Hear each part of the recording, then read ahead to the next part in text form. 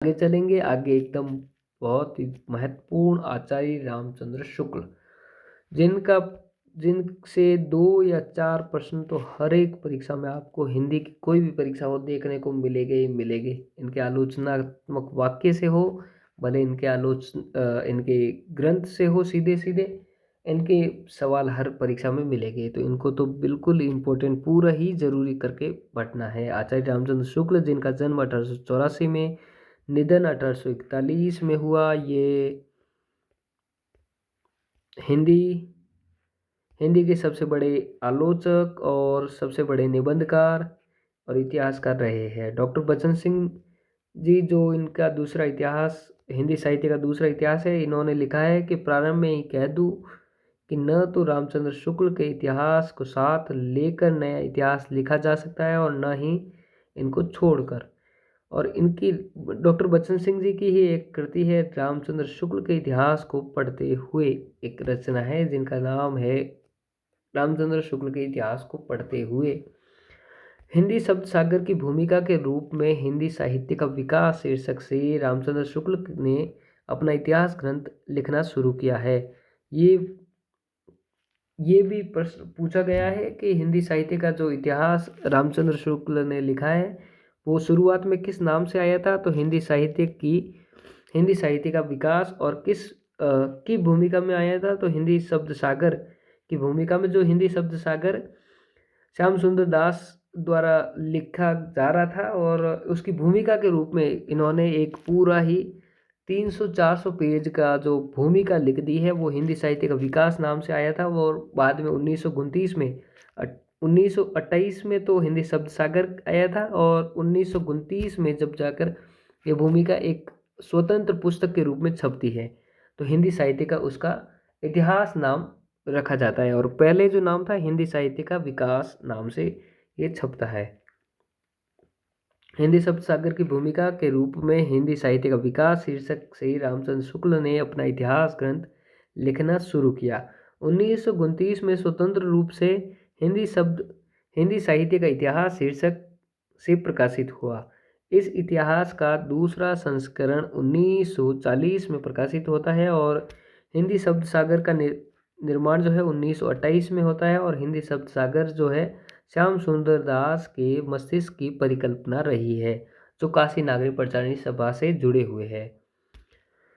हिंदी साहित्य का इतिहास लिखते समय शुक्ल जी के सामने जो स्रोत सामग्री है, वो है मिश्र बंधुओं का मिश्र बंधु विनोद, वियोगी हरि यानी हरिहर द्विवेदी जिनका नाम है, उनके ब्रज माधुरी सार जो जीवनी है वो श्याम सुंदर दास द्वारा लिखित हिंदी कोविद रत्नमाला जो जीवनी है एक, और राम नरेश त्रिपाठी की कविता कौमुदी।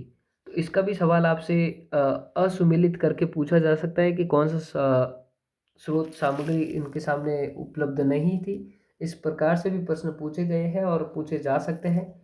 तो मिश्र बंधुओं का मिश्र बंधु विनोद, वियोगी हरिहर द्विवेदी की ब्रज माधुरी सार और श्याम सुंदर दास का हिंदी कोविद रत्नमाला, राम नरेश त्रिपाठी की कविता कौमुदी, ये सभी इनके सामने स्रोत सामग्री शामिल थी। शुक्ल जी के सामने कविता कौमुदी के 2 ही भाग उस समय प्रकाशित थे, वो 2 ही भाग थे, जबकि आज अगर देखें कविता कौमुदी के 8 भाग प्रकाशित हो चुके हैं। साहित्य इतिहास लेखन की जो परंपरा में शुक्ल जी का जो इतिहास है वो मील का पत्थर साबित होता है। रामचंद्र शुक्ल जी का जो इतिहास है उसके बारे में आगे देखें तो शुक्ल जी हिंदी के पहले विदेवादी इतिहासकार हैं और इनका इतिहास तेन के विदेवाद से प्रभावित है। शुक्ल जी के इतिहास की बड़ी विशेषता यह है कि इन्होंने पहली बार साहित्य की प्रवृत्तियों को तद्युगीन समाज के सामाजिक, धार्मिक, राजनीतिक परिवेश से जोड़कर विश्लेषित किया है।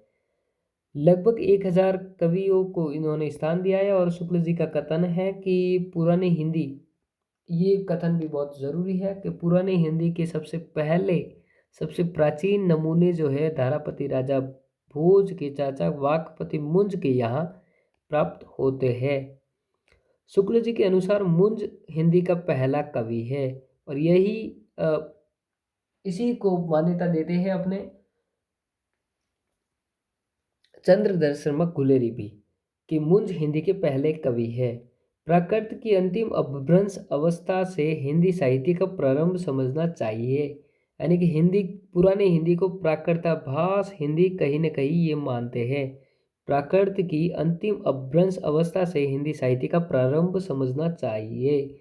आचार्य रामचंद्र शुक्ल का संपूर्ण आलोचना कर्म, अगर उनके निबंध देखेंगे आप, उनकी आलोचना पुस्तकें देखेंगे, उनके इतिहास को भी अगर देखेंगे, तो उनके संपूर्ण आलोचना क्रम का जो प्रमुख दो पायदान पर खड़ा है वो है रसवाद और लोक मंगलवाद।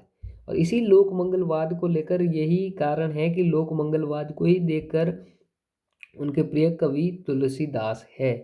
और अगर अन्य अन्य अपन आलोचकों की बात करें तो रामचंद्र शुक्ल के तो हमने देखे तुलसीदास प्रिय कवि है, हजारी प्रसाद द्विवेदी के कबीर प्रिय कवि है, बच्चन सिंह जी के भी प्रिय कवि कबीर है, नंद दुलारे वाजपेयी के प्रिय कवि जयशंकर प्रसाद है, रामविलास शर्मा के प्रिय कवि निराला है, और निराला के प्रिय कवि तुलसीदास है।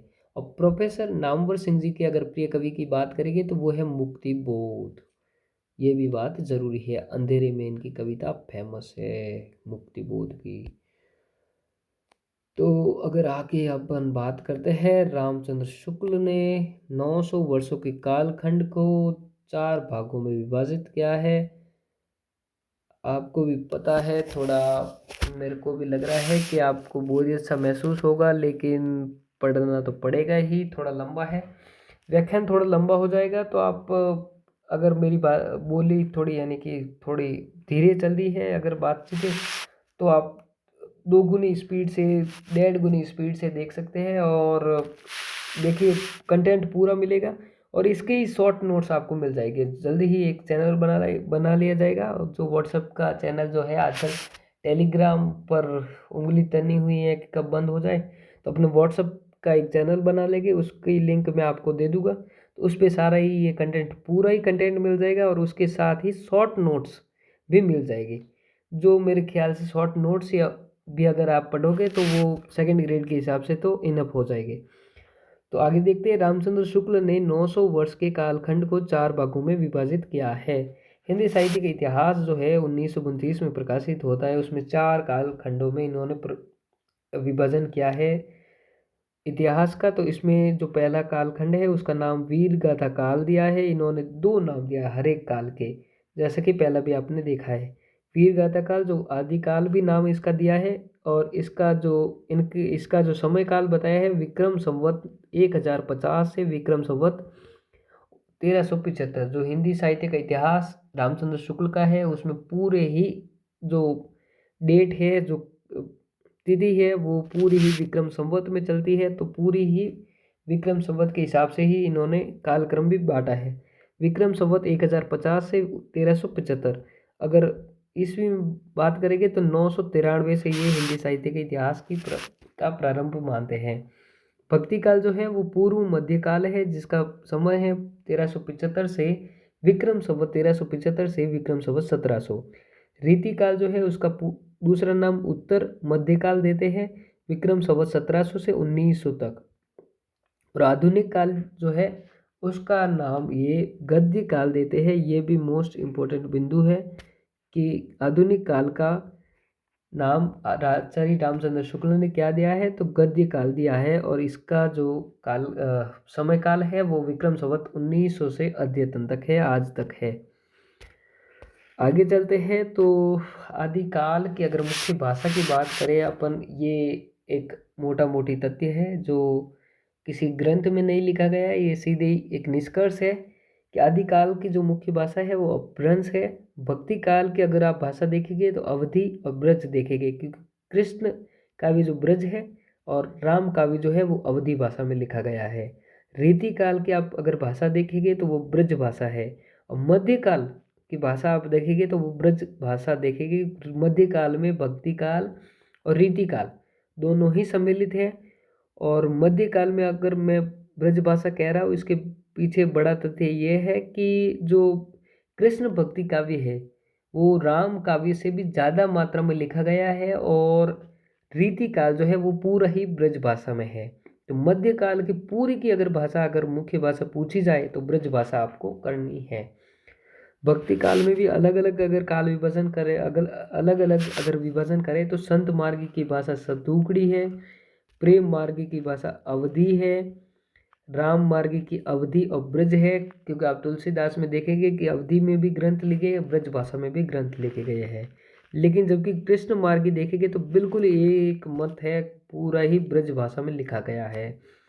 आधुनिक काल में अगर जाएंगे आप तो भारतेंदु काल की काव्य की भाषा जो है वो ब्रज भाषा है, और द्विवेदी काल तक आते आते वो खड़ी बोली में परिवर्तित हो जाती है।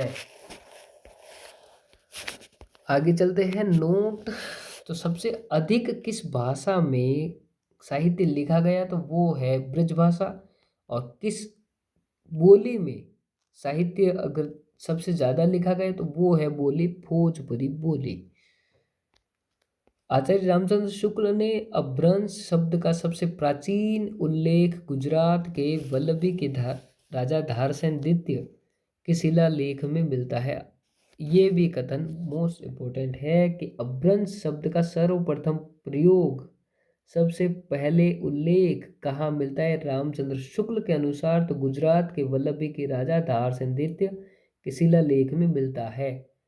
आचार्य रामचंद्र शुक्ल जो है रहस्यवाद के भारी विरोधी है। रहस्यवाद के इसी सब रहस्यवाद को लेकर इन्होंने छायावाद का और पहले भक्ति काल में के संतों का और नाथ साहित्य का, सिद्ध साहित्य का बिल्कुल भारी तरीके से विरोध किया है। रहस्यवाद के भारी विरोधी ये है।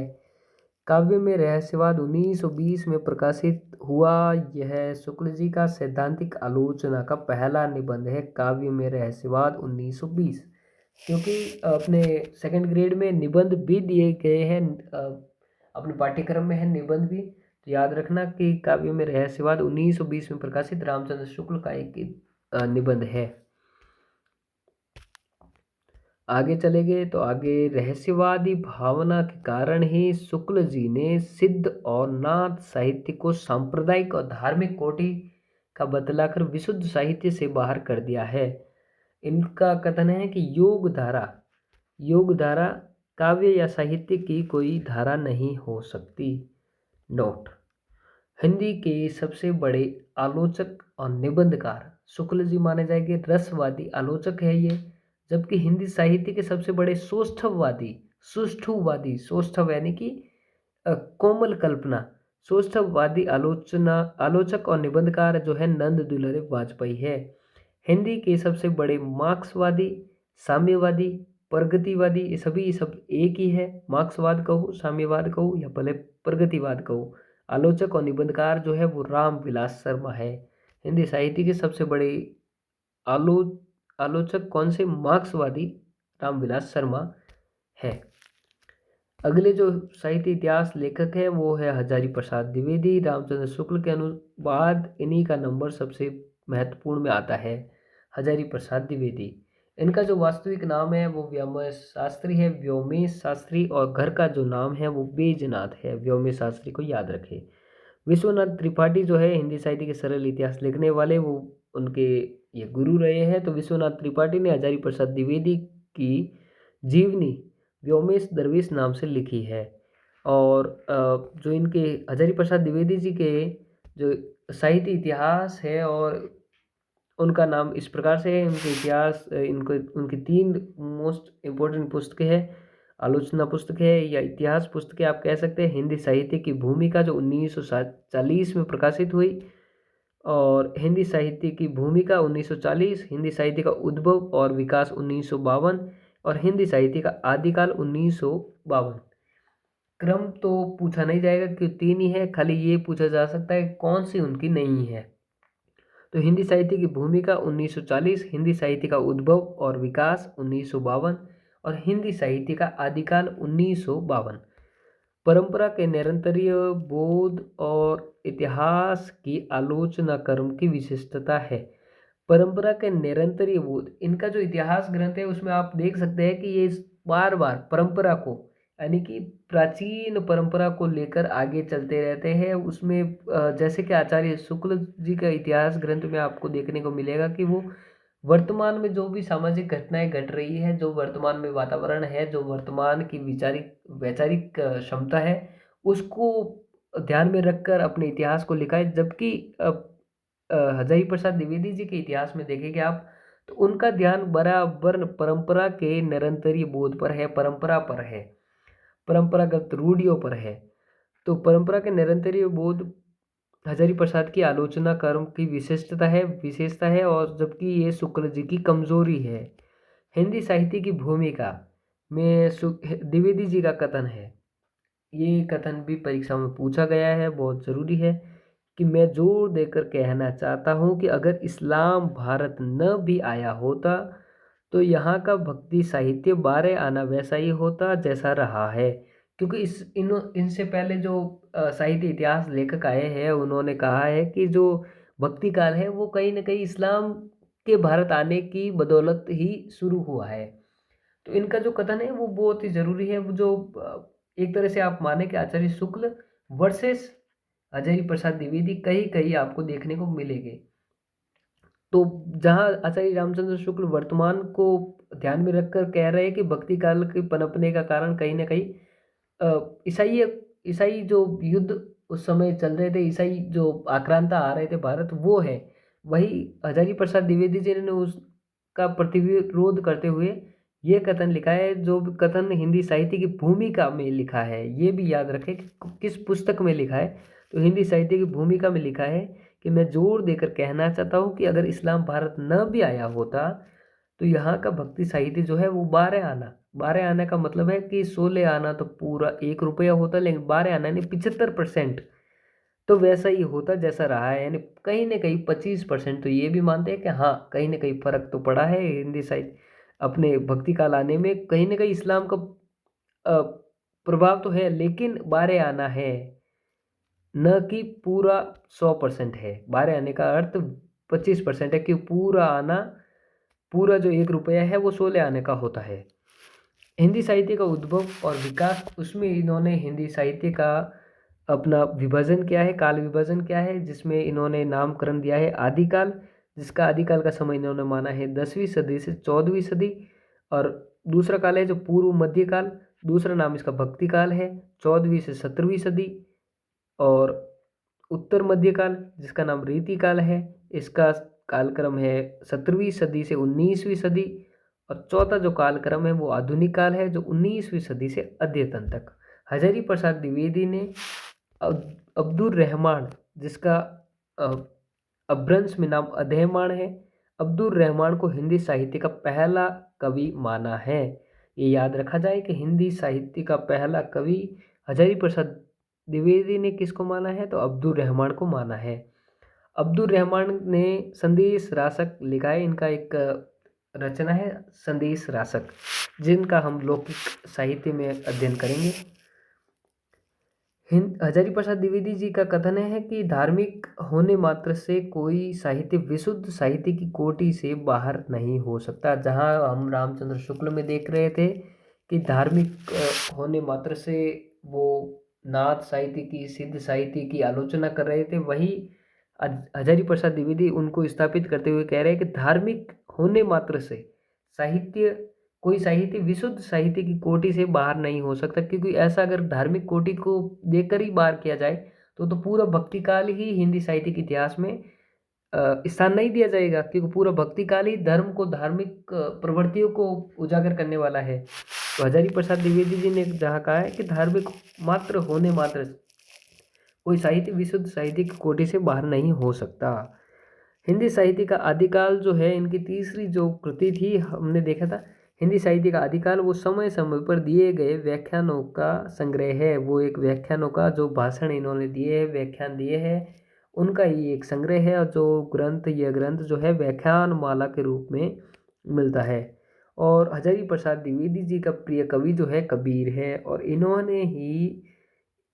इन्होंने एक आलोचना पुस्तक कबीर भी लिखी है। कबीर भी आपसे पूछा जा सकता है कि कबीर किसकी आलोचना पुस्तक है, तो वो हजारी प्रसाद द्विवेदी जी की है, जो 1942 में प्रकाशित होती है।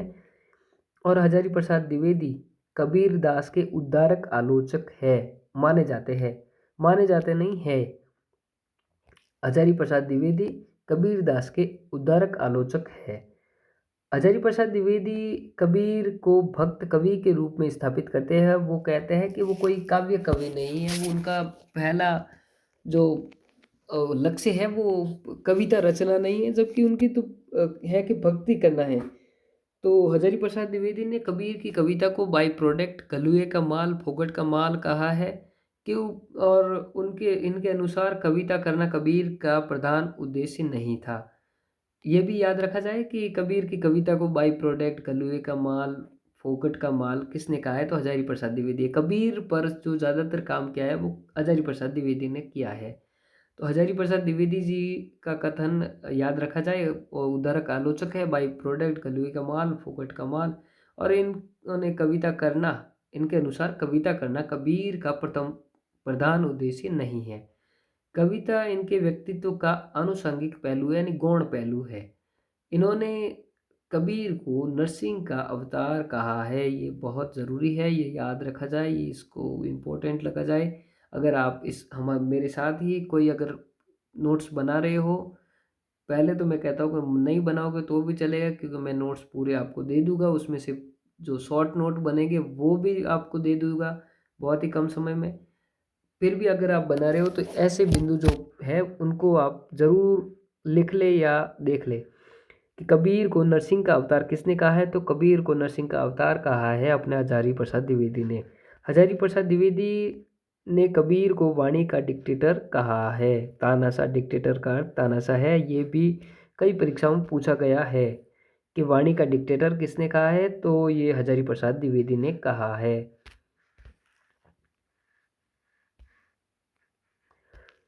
इनका एक और कथन है कि कबीर ने अपनी बात को या तो सीधे सीधे कह दिया या दरेरा देकर। या तो सीधे सीधे कह दिया, कबीर ने अपनी बात को या तो सीधे सीधे कह दिया या दरेरा देकर। दरेरा यानी कि धक्का देकर, एक तरह से बोले तो। कबीरदास उस मिलन, उनका ही कथन है ये भी कि कबीरदास उस मिलन बिंदु पर खड़े हैं कि जहाँ से हिंदुओं का हिंदुत्व निकल, एक तरफ हिंदुओं का हिंदुत्व निकल जाता है और दूसरी तरफ मुसलमान का मुसलमानत्व। यानी कि कबीर ऐसे एक मिलन बिंदु पर खड़े हैं जहाँ से एक तरफ हिंदुओं का हिंदुत्व निकल जाता है और दूसरी तरफ मुसलमानों का मुसलमानत्व। हजारी प्रसाद द्विवेदी अपनी आलोचना पद्धति में ऐतिहासिक, सांस्कृतिक और परंपरा का विशेष महत्व देते हैं। ये बात तो आपको पहले भी बता दी गई है। हजारी प्रसाद द्विवेदी जो है ऐतिहासिक सांस्कृतिक विचारधारा के उपन्यासकार है। और हर दूसरी या फिर हर परीक्षा में आपको देख लेंगे आप कि उपन्यास इनके जो है चार, इनका एक प्रश्न तो जरूर ही पूछ लिया जाएगा। जैसे कि आप पिछली व्याख्याता परीक्षा में भी देख सकते हैं और असिस्टेंट प्रोफेसर की परीक्षा में भी देख सकते हैं। इनके जो चार उपन्यास है वो जरूर देख ले आप कि बाण भट्ट की आत्मकथा 1946 में प्रकाशित हुआ, चारूचंद्र लेख 1963 में प्रकाशित हुआ, पुनर्नवा 1973 में प्रकाशित हुआ, अनाम दास का पोथा 1976 में प्रकाशित हुआ। क्रम और इनके नाम भी आपको याद रखने हैं। वरिष्ठ शिक्षा को देखते हुए तो सिर्फ आप नाम याद रखेंगे वो भी ठीक है, लेकिन आप अगर व्याख्याता में बैठने जा रहे हैं तो आपको क्रम भी याद रखना जरूरी है। तो मैंने इसकी ट्रिक तो क्या है, एक शॉर्ट ठीक ठाक बना रखा है कि बाण बाण चला, बाण बाण भट्ट की आत्मकथा से ले लिया बाण, बाण चला, चारूचंद्र लेख से चला च, और ल से ल, बाण चला पुनः पोथा, बाण चला पुनः पोथा। तो बाण भट्ट की आत्मकथा, चारूचंद्र लेख, पुनर्नवा, अनाम दास का पोथा। 1946, 63, 73 और 76। हजारी प्रसाद द्विवेदी आलोचक होने के साथ साथ एक श्रेष्ठ उपन्यासकार भी है। अगले जो आलोचक है अपने वो है राम कुमार वर्मा। राम कुमार वर्मा का इतिहास ग्रंथ जो है साहित्य हिंदी साहित्य का आलोचनात्मक इतिहास जो 1938 में प्रकाशित होता है। इनकी डेट भी आपको याद रखनी है कई, क्योंकि क्वेश्चन इस प्रकार से भी आ सकता है कि सभी इतिहास ग्रंथों को आपको क्रम से लगाने के लिए कहा जाए। यह इतिहास अनुसंधान ग्रंथ सा प्रतीत होता है। अनुसंधान ग्रंथ सा प्रतीत होने का कारण यह है कि ये इतिहास जो लिखा गया है राम कुमार वर्मा के द्वारा, ये अपनी एक पीएचडी के दौरान लिखा गया एक अनुसंधान, वो ग्रंथ जो लिखते हैं अपना थीसिस, वो है उसी को इन्होंने प्रकाशित करके हिंदी साहित्य का आलोचनात्मक इतिहास नाम से प्रकाशित किया है। और यह एक अधूरा इतिहास ग्रंथ है क्योंकि इन्होंने भक्ति काल तक का ही वर्णन किया है।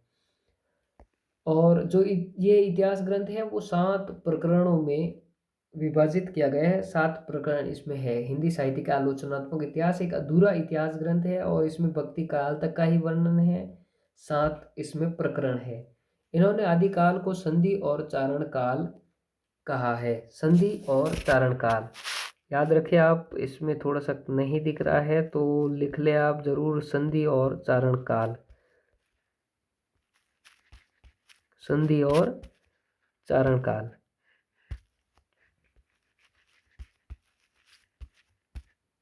आपको मैं कोशिश करूँगा कि ये जो नहीं दिखने वाले हैं वो भी ठीक ठाक दिख जाए। पीडीएफ जब अपलोड की जाएगी तब देखूंगा कि थोड़ा सा सही से पीडीएफ करके डाल दूँ। संधि और चारण काल ये बहुत ही जरूरी इम्पोर्टेंट है और इसमें प्रश्न भी पूछा गया है कि संधि और चारण काल किसने कहा है, तो राम कुमार वर्मा ने। संधि काल के अंतर्गत सिद्ध साहित्य और जैन साहित्य का वर्णन किया गया है और चारण साहित्य में रासो साहित्य का वर्णन किया गया है। संधि काल के अंतर्गत तो सिद्ध साहित्य और जैन है, जबकि चारण में रासो साहित्य को स्थान दिया गया है। संधि शब्द जो है वो भाषा को उच्चरित करता है और चारण काल शब्द जो है वो वर्ग का बोध कराता है।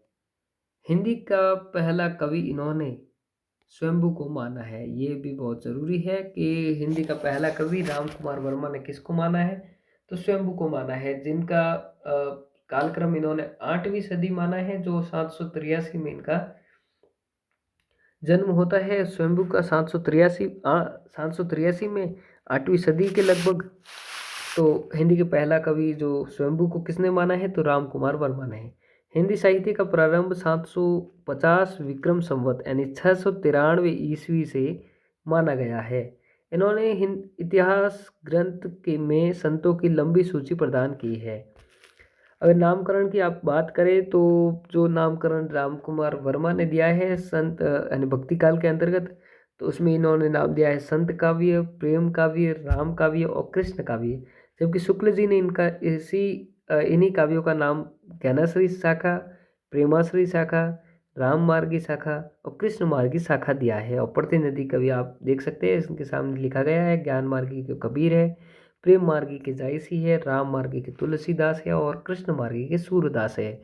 जन्म क्रम भी आप याद रखें इनका। प्रतिनिधि कवियों का कालक्रम अगर देखें, अगर जन्म क्रम से, तो कबीर सबसे पहले जन्म होता है। कबीर का जन्म होता है 1398 में, और सूरदास जो 1478, जायसी जो 1492 और तुलसीदास जो 1572।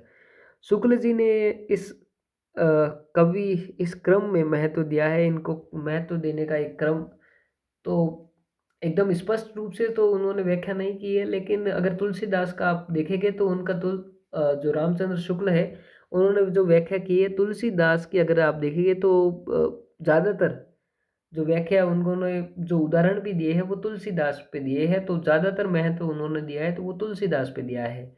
फिर उन्होंने जायसी पर, फिर सूर और फिर कबीर पर उन्होंने महत्व दिया है। अगले जो अपने साहित्य इतिहासकार है वो गणपति चंद्र गुप्त है, जिनका इतिहास ग्रंथ है हिंदी साहित्य का वैज्ञानिक इतिहास। अगले जो साहित्यकार है गणपति चंद्र गुप्त, जो जिनका साहित्य इतिहास का नाम है हिंदी साहित्य का वैज्ञानिक इतिहास, जो 1965 में 2 भागों में प्रकाशित होता है और शालिभद्र सूरी इन्होंने जो गणपति चंद्र गुप्त ने जो है शालिभद्र सूरी की रचना भरतेश्वर बाहुबली रास 1184 में जो लिखी गई है, इन्होंने हिंदी साहित्य का प्रारंभ 1184 से माना है और पहला कवि भी शालिभद्र सूरी को ही माना है। तो गणपति चंद्र गुप्त को आपको याद रखना है कि शालिभद्र सूरी की रचना जो भरतेश्वर बाहुबली रास है, उसको ही पहला इतिहास ग्रंथ मानते हैं और शालिभद्र सूरी को ही पहला इतिहासकार मानते हैं, पहला रचनाकार मानते हैं, पहला कवि मानते हैं। 1184 से इन्होंने हिंदी साहित्य का इतिहास शुरुआत मानी है। हिंदी साहित्य की पहली रचना भरतेश्वर बाहुबली रास को मानते हैं और इन्होंने प्रारंभिक और मध्यकाल को के साहित्य को कुछ विशिष्ट परंपराओं में रखकर विभाजित किया है। ये सही नहीं दिख रहा है, लेकिन मैं बता दूं आपको कि राज्याश्रय में राज्याश्रय में रचित साहित्य, धर्माश्रय में रचित साहित्य, लोकाश्रय में रचित साहित्य। ये इतना ज़रूरी भी नहीं है, लेकिन फिर भी आपको पीडीएफ में ठीक ठाक दे दिया जाएगा। गणपति चंद्र गुप्त ने सूफी साहित्य को रोमांचिक कथा काव्य परंपरा की संज्ञा दी है और इसे लोकाश्रय में रखकर विवेचित किया है। इसको आपको याद रखा जाए कि रोमांचिक कथा काव्य परंपरा में सूफी साहित्य रखकर संज्ञा किसने दी है? तो गणपति चंद्र गुप्त ने दी है और इसको लोकाश्रय में रखकर विवेचित किया है। गणपति चंद्र गुप्त ने आदिकाल को प्रारंभिक और शून्यकाल का नाम दिया है। प्रारंभिक काल और शून्यकाल का नाम आदिकाल को किसने दिया है? गणपति चंद्र गुप्त ने दिया है। और ये भी बहुत जरूरी है, गणपति चंद्र गुप्त ने मैथिली शरण गुप्त को आधुनिक काल का तुलसीदास और हरिओद को आधुनिक काल का सूरदास कहा है।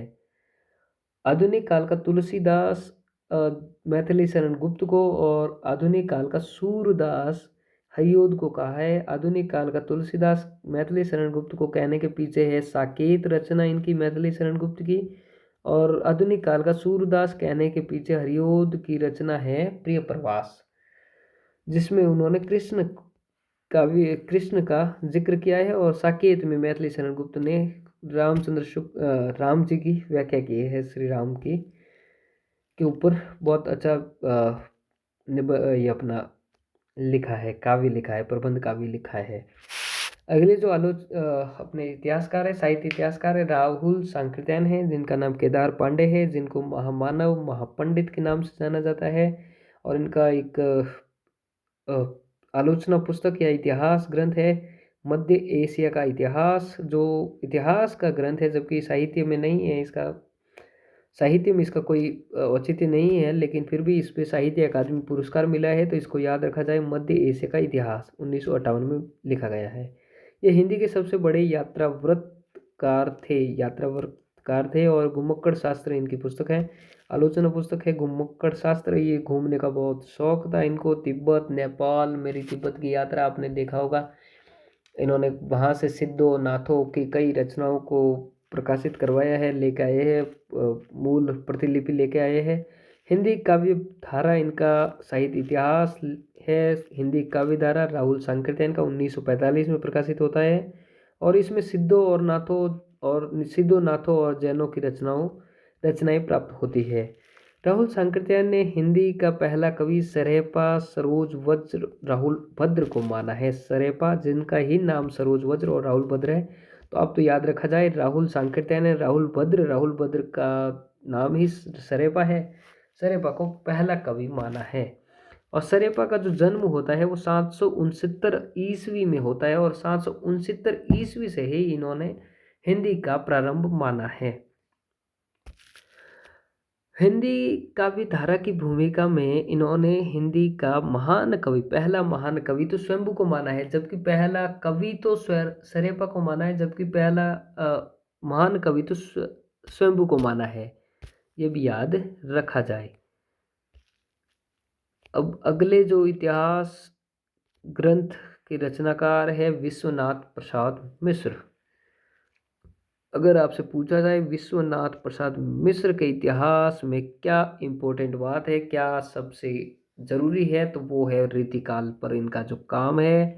इन्होंने रीतिकाल को 3 भागों में बांटा है, रीतिबद्ध, रीति सिद्ध, रीति मुक्त। इनके साहित्य इतिहास का नाम है हिंदी साहित्य का अतीत, 1959 में प्रकाशित होता है 2 भागों में। और इन्होंने रीति काल को विशुद्ध साहित्य सर्जना का काल कहा है। विशुद्ध साहित्य सर्जना का काल यानी कि विश्वनाथ प्रसाद मिश्र का जो खास काम रहा है वो रीति काल पर रहा है, और इनके जो वक्तव्य भी है वो रीति काल पर ही है। रीति काल को इन्होंने विशुद्ध साहित्य सृजना का काल कहा है और रीति काल को श्रृंगार काल नाम दिया है। रीति काल को श्रृंगार काल नामकरण देने के पीछे कहीं न कहीं आचार्य रामचंद्र शुक्ल ने भी एक इशारा मात्र किया था, लेकिन विश्वनाथ प्रसाद मिश्र ने सबसे पहले श्रृंगार काल नाम दे दिया है। इन्होंने ही बताया है कि भूषण का जो वास्तविक नाम है वो घनश्याम है। और इसके आगे चलते हैं तो आगे अपने आएगी काशी नागरी प्रचारणी सभा। काशी नागरी प्रचारणी सभा जो है स्थापना जो होती है वो 16 जुलाई 1893 में होती है। काशी नागरी प्रचारणी सभा से काशी नागरी प्रचारणी पत्रिका भी प्रकाशित होती है, जो जिसका प्रकाशन 1896 से प्रकाशन वर्ष है। 1896 से शुरुआत होती है और संपादक जो है उसमें श्याम सुंदर दास, राधा कृष्ण दास, सुधाकर द्विवेदी और कालिदास शामिल है। जबकि काशी नागरी प्रचारणी सभा के मुख्य संस्थापक अगर आप देखेंगे तो श्याम सुंदर दास है और उनके सहयोगी है राम नारायण मिश्र और शिव कुमार सिंह। यानी कि काशी नागरी प्रचारणी सभा काशी में अपने बाबा विश्वनाथ बैठे हैं तो वहाँ श्याम, राम और शिव हो गए। श्याम, राम और शिव हो गए, तीनों मिलेंगे तो काशी नागरी प्रचारणी सभा बनेगी। श्याम, राम और शिव। शिव कुमार सिंह, राम नारायण मिश्र तो सहयोगी है लेकिन श्याम सुंदर दास तो मुख्य संस्थापक है। और संपादक मंडल आप देखेंगे और उसको याद रखने का मेरा तो सीधा सीधा है कि श्याम है तो वहाँ राधा हो गई, तो श्याम, राधा और सुधा, काली। सुधा यानी रात्रि, रात्रि कैसी होती है? काली। तो श्याम, राधा, सुधा, काली। श्याम सुंदर दास, राधा कृष्ण दास, सुधाकर द्विवेदी और कालिदास, ये है संपादक मंडल और ये है अपने संस्थापक। तो संस्थापक में कौन है? श्याम, श्याम, राम और शिव। श्याम, राम और शिव है तो वही ही काशी होगी। और जो ये पत्रिका है वो त्रैमासिक थी और बाद में जो है ये मासिक हो गई 1960 से, लेकिन ये पहले त्रैमासिक पत्रिका थी और शोध संबंधी पत्रिका थी। हिंदी में शोध संबंधी पत्रिका ये थी। 1960 से ये पत्रिका मासिक हो गई। काशी नागरी प्रचारणी सभा जो है 16 खंडों में हिंदी साहित्य का वृत्त इतिहास प्रकाशित करता है। 16 खंडों में ये प्रश्न पूछा गया है कि हिंदी साहित्य का वृत्त इतिहास जो है काशी नागरी प्रचारणी सभा से प्रकाशित हुआ, ये कितने खंडों में है? तो 16 खंडों में है। 16 खंडों में ये प्रकाशित होता है, जिसका पहला खंड है हिंदी साहित्य का आधार पीठिका। इसके पूरे 16 ही 16 नाम सरस्वती पांडे, गोविंद पांडे में दिए गए हैं, लेकिन अपने वरिष्ठ शिक्षक अध्यापक की परीक्षा में इतना डीप नहीं पूछा जाएगा जहाँ तक मेरा अनुमान है। फिर भी आप देखना चाहे तो एक बार देख सकते हैं सरस्वती पांडे, गोविंद पांडे में। लेकिन इसका पहला नाम और अंतिम नाम आप याद रखें। पहला नाम हिंदी साहित्य का आधार पीठिका है जिसके संपादक राजबली पांडे है, और अंतिम 16वां जो पाठ है वो है हिंदी का लोक साहित्य जिसके अपने संपादक राहुल सांकृत्यायन और कृष्णदेव उपाध्याय है। और वही नगेंद्र जो है, नगेंद्र के द्वारा जो संपादित है वो है छठा भाग रीतिबद्ध, 10वां भाग उत्कर्ष काल और 15वां भाग आंतर भारतीय हिंदी साहित्य। छठा, 10वां और 15वां भाग जो है नगेंद्र द्वारा संपादित है। छठा भाग का नाम रीतिबद्ध है, 10वें भाग में उत्कर्ष काल नाम है और 15वें भाग का नाम आंतर भारतीय हिंदी साहित्य है।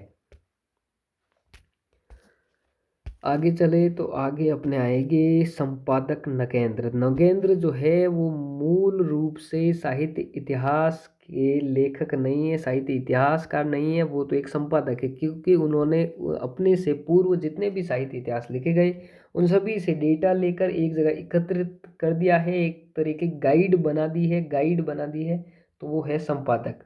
तो एक परीक्षा में पूछा भी गया था कि कौन ऐसा है जो हिंदी साहित्य इतिहास लेखक नहीं है, तो उसमें नगेंद्र उसका उत्तर माना गया था, क्योंकि नगेंद्र संपादक है, वो एक मौलिक रूप से साहित्य इतिहास लेखक नहीं हैं।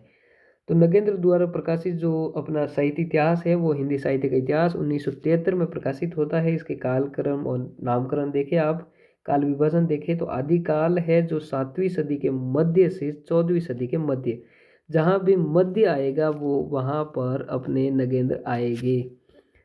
7वीं सदी के मध्य से 14वीं सदी के मध्य तक, भक्ति काल में 14वीं सदी के मध्य से 17वीं सदी के मध्य तक, रीतिकाल 17वीं सदी के मध्य से 19वीं सदी के मध्य तक, आधुनिक काल जो है 19वीं सदी के मध्य से अद्यतन तक। और आधुनिक काल को फिर आगे भी इन्होंने बांटा है और नामकरण किया है। तो उसमें पहल काल है भारतेंदु काल, जिसका नाम इन्होंने पुनर्जागरण काल दिया है। 1857 से 1900 इसका काल है, समय काल है। द्विवेदी काल जो जागरण सुधार काल है 1900 से 1918।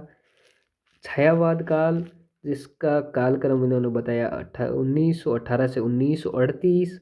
छायावादोत्तर काल है जिसमें 1938 से अद्यतन तक है। और छायावादोत्तर में दो प्रकार इन्होंने बताए हैं, प्रगति प्रयोग काल तो 1938 से 1953 है, और नवलेखन काल जो 1953 से अद्यतन तक है। नगेंद्र ने सरेपा को पहला कवि मानने पर सहमति जाहिर की है। इन्होंने पहला कवि जो है सरेपाई को माना है, जो राहुल सांकृत्यायन ने माना है। अगले जो अपने इतिहास लेखक है, इतिहास रचनाकार है, वो है राम स्वरूप चतुर्वेदी, जिनका इतिहास ग्रंथ है हिंदी साहित्य और संवेदना का विकास। हिंदी साहित्य और संवेदना का विकास जो 1986 में प्रकाशित होता है। इन्होंने छायावाद को शक्ति का काव्य कहा है। इन्होंने छायावाद को शक्ति का काव्य कहा है। और इन्होंने केशवदास की रामचंद्रिका को छंदों का अजायबघर और पिटारा कहा है। नोट रामविलास शर्मा की एक पुस्तक है भाषा और समाज, इसको भी याद रखा जाए। और हिंदी नवलेखन जो एक आलोचना पुस्तक है वो रहे रामस्वरूप चतुर्वेदी की। तो चतुर्वेदी, रामस्वरूप चतुर्वेदी से आप याद रखेंगे रामस्वरूप चतुर्वेदी, चतुर्वेदी संवेदना साहित्य और संवेदना, और 86 रामस्वरूप चतुर्वेदी, चतुर्वेदी से साहित्य और संवेदना है। और 1986 चतुर्वेदी, 86 संवेदना, शक्ति का काव्य, छायावाद को, रामचंद्रिका को छंदों का अजायबघर, छः छः छः याद रखेंगे। चतुर्वेदी, संवेदना, 86 शक्ति का काव्य, छंदों का अजायबघर, केशवदास की रामचंद्रिका को याद रह जाएगा मेरे हिसाब से। अगले जो अपने इतिहास रचनाकार है, आपको भी लगेगा कि बहुत लंबा हो गया व्याख्यान, लेकिन अभी क्या करेंगे, तो ये है डॉक्टर बच्चन सिंह, आधुनिक हिंदी साहित्य का इतिहास, जो इन्होंने लिखा है। उनकी एक और रचना है, एक और तो क्या है, और भी रचनाएं हैं। राम शुक्ल के इतिहास को पढ़ते हुए हिंदी साहित्य का दूसरा इतिहास ही इम्पोर्टेंट है, 1996। और इनका एक वक्तव्य और भी है कि जिन लोगों को रामचंद्र शुक्ल के इतिहास के आगे और कुछ सुझाई न दे, दिखाई न दे, उन्हें अपनी आंखों का इलाज करा लेना चाहिए। आगे कुछ इतिहास ग्रंथों का सिर्फ नाम और रचनाकारों का नाम दिया गया है, जिनसे भी प्रश्न आ सकता है, तो उनके नाम भी आपको याद रखने हैं। सुमन राजे है जो हिंदी साहित्य का आधा इतिहास इन्होंने लिखा है, हिंदी साहित्य का आधा इतिहास सुमन राजे। और हिंदी साहित्य एक आधुनिक परिदृश्य है अज्ञे का, हीरानंद वात्स्यायन अज्ञे है ना। शिवदान सिंह चौहान, हिंदी साहित्य के 80 वर्ष। विश्वनाथ त्रिपाठी, हिंदी साहित्य का संक्षिप्त इतिहास और हिंदी साहित्य का सरल इतिहास। बाबू गुलाब राय, हिंदी साहित्य का सुबोध इतिहास। सुबोध इतिहास। महेश दत्त शुक्ल, भाषा काव्य संग्रह। 1873। हिंदी भाषा में लिखा गया पहला इतिहास ग्रंथ, अगर शिव सिंह न हो तो, याद रखें। नलिन विलोचन शर्मा, हिंदी साहित्य दर्शन। लोचन से करेंगे दर्शन, याद रखने का तरीका ये होगा कि लोचन से करेंगे दर्शन। नलिन विलोचन शर्मा, हिंदी साहित्य का इतिहास दर्शन, दर्शन किससे करेंगे? लोचन हो गए तो दर्शन, लोचन हो गए तो दर्शन करेंगे। लोचन यानी कि आंखें, तो लोचन नलिन विलोचन शर्मा। हिंदी साहित्य इतिहास दर्शन।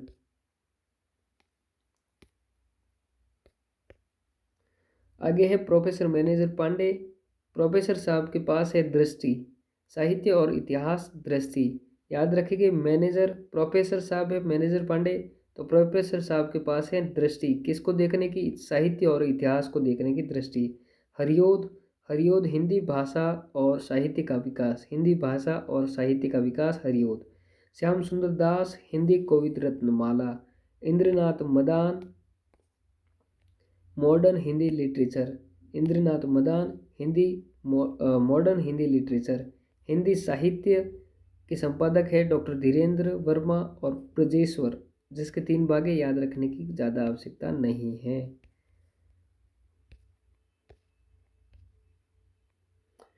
आगे है हिंदी साहित्य कोश, जिसके संपादक है धीरेन्द्र वर्मा और बद्रीनाथ भट्ट, जिनकी साहित्य इतिहास है हिंदी नाम से।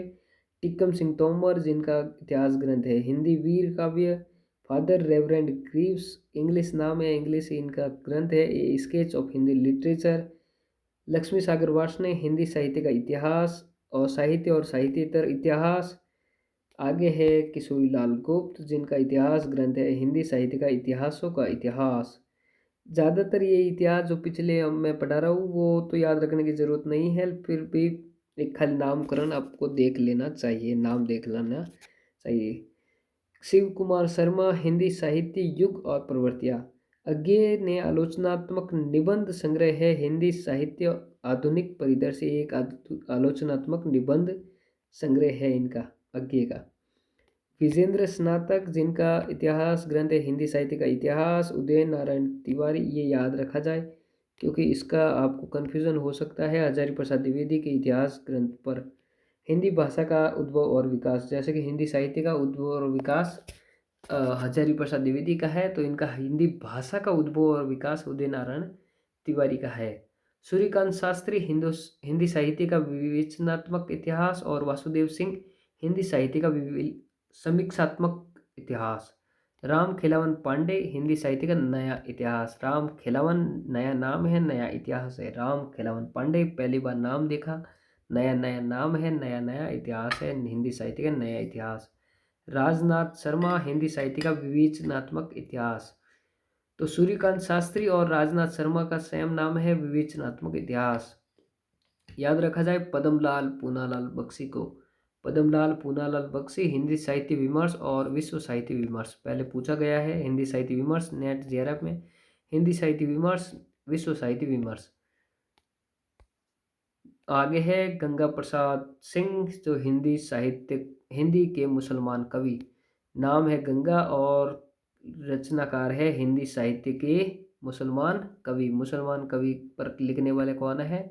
गंगा प्रसाद सिंह। आगे है त्रिभुवन सिंह, जिनका इतिहास है हिंदी उपन्यास का यथार्थवाद और हिंदी साहित्य एक परिचय।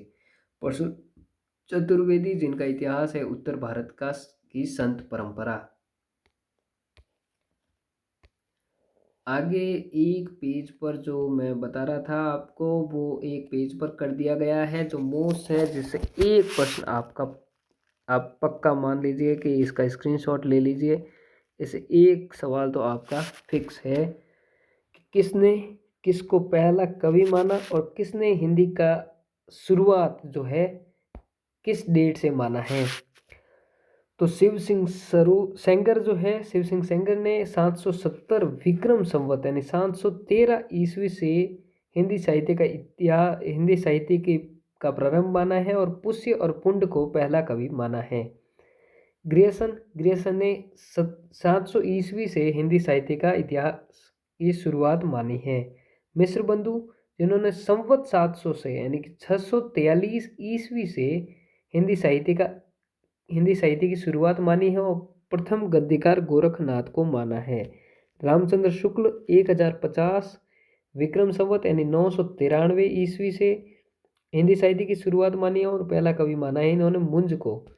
और मुंज को ही चंद्रधर शर्मा गुलेरी भी मुंज को ही पहला कवि मानते हैं। हजारी प्रसाद द्विवेदी जिन्होंने हिंदी साहित्य की शुरुआत 10वीं सदी से माना है और अब्दुल रहमान को पहला कवि माना है।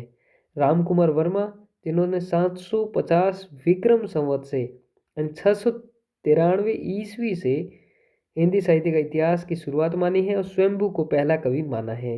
राहुल सांकृत्य ने सरेपा को पहला कवि माना है और 669 ईस्वी से हिंदी साहित्य की शुरुआत मानी है।